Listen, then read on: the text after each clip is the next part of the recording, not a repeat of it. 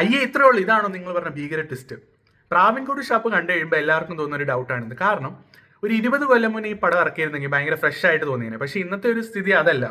ഏറ്റവും നല്ല mystery thrillers സമ്മാനിക്കുന്ന ഇൻഡസ്ട്രിയാണ് മോളിവുഡ്. അവിടേക്കാണ് ഒരു ക്ലോസ് റൂം മർഡർ മിസ്റ്ററി ആയിട്ട് ഇവർ വരുന്നത്. എന്നാൽ അതിൻ്റെ അകത്ത് ഒരു ഭയങ്കര ട്വിസ്റ്റോ കാര്യങ്ങളോ അല്ലെങ്കിൽ ഭയങ്കര ഇതുവരെ കാണാത്ത രീതിയിലുള്ള പെർഫെക്റ്റ് എന്തെങ്കിലും ഉണ്ടായിരുന്നെങ്കിൽ ഈ പടം ഹിറ്റായി പോയി. പക്ഷെ മൊത്തത്തിൽ പടം കണ്ടു കഴിയുമ്പോൾ ജസ്റ്റ് ഒരു വാച്ചബിൾ മൂവി എന്നല്ലാതെ യാതൊരു ഇമ്പാക്റ്റും തരാത്തൊരു സിനിമ. അതിൻ്റെ അകത്ത് വെറുപ്പിച്ച എന്താണെന്ന് വെച്ചാൽ ഇതിൻ്റെ അകത്ത് ആവശ്യമില്ലാതെ കുറേ ഡാർക്ക് ഹ്യൂമർ കുത്തി കയറ്റിയിട്ടുണ്ട്. ഭയങ്കര ആർട്ടിഫിഷ്യൽ ആയിട്ടുണ്ട്. പിന്നെ ആക്ടേഴ്സിൻ്റെ പെർഫോമൻസ് ബേസിലൊക്കെ അത്യാവശ്യം നല്ല രീതിയിൽ പെർഫോം ചെയ്തിട്ടുണ്ട്. പക്ഷേ എന്നാൽ കൂടി ഹീറോയിൻ്റെ പെർഫോമൻസ് ഒക്കെ ഭയങ്കര ആർട്ടിഫിഷ്യൽ ആയിട്ട് തോന്നി.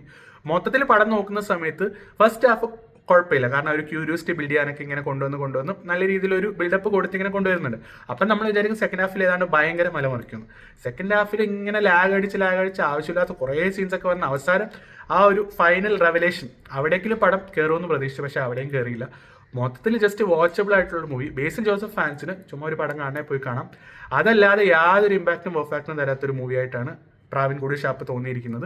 നിങ്ങൾ പടം കാണാൻ പോകുന്നുണ്ടെങ്കിൽ കാണാൻ, കണ്ടിട്ട് അഭിപ്രായം പറയാം. വീഡിയോ ഇഷ്ടപ്പെട്ടാൽ ഷെയർ ചെയ്യുക, സപ്പോർട്ട് ചെയ്യാം.